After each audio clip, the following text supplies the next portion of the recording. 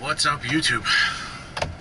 Alright, so in this video you can kind of see that working on a Trane unit, and what was happening was I was getting a call for heat and the gas valve itself would click. I had voltage to it, but it wasn't allowing the gas through, so it wasn't opening. Thankfully I had a universal replacement on the truck from Honeywell, so I was able to pop that in, get it running. Everything was good.